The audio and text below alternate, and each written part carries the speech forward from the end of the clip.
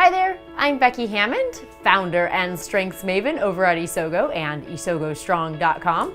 Welcome to Isogo TV video podcast and now also on audio podcasts. Here on Isogo TV, we are fueling marriage connection, parenting grace, and work energy by focusing in on your strengths instead of fixating on your weakness. We are in the third season of Isogo TV, and this is episode 63. During this mini-series, we are looking conflict right in the eye. The thing about conflict is if you're breathing, you experience it. So over these 6 episodes, let's explore a path to conflict resolution from a strengths perspective and make right relationships at home and at work. Be sure to grab the free PDF, Strengths-Based Conflict Resolution Path and Action Plan, to follow along and mark your own progress in your path to conflict resolution. You can find that over at isogostrong.com/conflict resolve. In this particular episode, we explore perception frustration. For those moments when you're aggravated beyond anything and you're sure that the person that you're working with or living with is crazy or incompetent or just downright confusing. Perception frustration gives you a paradigm and a process for getting to the bottom of the aggravation and finding your way out. So let's dive in. When you're experiencing frustration and conflict, chances are your own perception is a good place to start looking for answers. When we take responsibility for our own misperceptions, we can diffuse a frustration or conflict before it spirals out of control. And even if it is already out of control, a perception check is a first stop on the road to conflict resolution. In the first episode of this series on emotional templates, we learned just how influential the tangible and emotional factors are as we form thoughts and behaviors around our relationships. And in fact, the templates we create in our relationships at work, among colleagues, or even at home, among family, are based on 70% intangible criteria. As such, the perceptions that we have about the people around us are often also grounded in our emotional and intangible interpretations of their behavior. You know, we make up some really great stories to describe their behavior, and most often they are really wrong. That's a truth that I learned early on in management through crucial confrontations. Instead of the inaccurate story, what if we start taking responsibility for our own perceptions? When we assume the best and start with our own lenses, a healthy foundation for conflict resolution really can be formed. So, what is perception frustration? Let's define perception frustration by starting with a little story that's near and dear to my heart. Take the suitcase incident. When we get home from a trip, we hardly have time to walk through the door before David starts unzipping the suitcases and begins unpacking it. He's sorting out dirty clothes from the clean ones. He's doling out toothbrushes back to their homes. He's filling the closet back up with shoes. And this used to drive me crazy. I just felt like, he's so impatient and impulsive. Couldn't he just wait until we at least peeled off our coats or took a deep breath? Until one day, I realized it was my own perception that was driving me crazy, not his actions. And the suitcase incident highlights one of his most defining talents, activator. He's a starter and a quick actor. He ignites the unpacking situation until all of a sudden it's done. And then we can enjoy the rest of our evening without digging through dirty laundry to find those toothbrushes at the end of the night. You know, what I perceived as impulsive, that was a misperception, he was actually using as a catalyst for settling back in.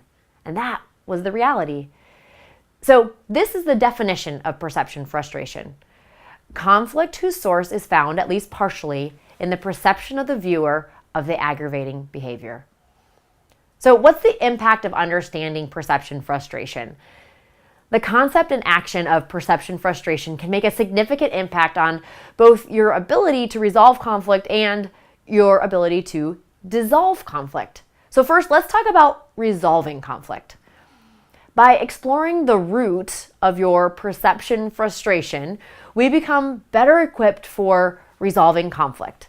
When the focus is reflective instead of presumptive, and the position that we take is questioning over condemning, our effectiveness during tough conversation it skyrockets. We arrive at critical conversations ready to talk about talent. Perhaps misdirected or overused talent, but talent nonetheless. And our perception of the situation, instead of being ready with accusations and assumptions, it really can be a miracle worker and resolving conflict that's sparked by a misperception. So next, dissolving conflict. Perhaps even more significantly, the concept of perception frustration has the power to dissolve conflict, as was the case in the suitcase incident. By checking our perceptions, we give the conflict an opportunity to dissolve on its own. When the emotions and stories are spinning, the practice of exploring perceptions often reverses the spin. We run our perceptions through a talent filter and assume the best of the people that are working or living with us. And sometimes the conflict that was bubbling up can dissolve completely. In the suitcase incident, the behavior that was grating on me dissolved completely when I checked my own perception and saw not aggravation, but talent instead. So, how exactly can you manage your next perception frustration? An honest perception check and follow-on conversation, that piece is never easy, especially when emotions are on the rise. So for a quick tool in beginning to address these still tricky conversations, consider these 2 practical actions in your next conflict. First, do a thorough perception check. Ask yourself, what are the patterns of thought or feeling behind the behavior that is causing conflict? What good can come of these same behaviors in a different situation, or when used differently, or when understood differently? And then number 2, enter the conversation with positive intent. This is so crucial. When you've identified the talent and recognized the influence of your own perception, does that dissolve the conflict on its own, or is it still an issue? If you see the talent and it's still getting in the way, but don't really know where to start, consider using a template like this. My perception of your blank strength is describe the strength. But how I see it could really add value is describe the value. So let's work together or this is what I'm going to do. So here's an example to get your mind going about this template and about your own perception conversation. So for example, my perception is that your responsibility strength is somewhat overbearing to me and feels like you don't trust me. But I see how it could really add value in an ability to follow through and keep us on track. So I'd love to be able to work together to create a good timeline before we start a project so that we both have freedom to know when you'll be checking in and the knowledge that I'll be working on these things before each timeline point. So see how that went? Give it a try the next time conflict is bubbling and perception frustration is on the rise.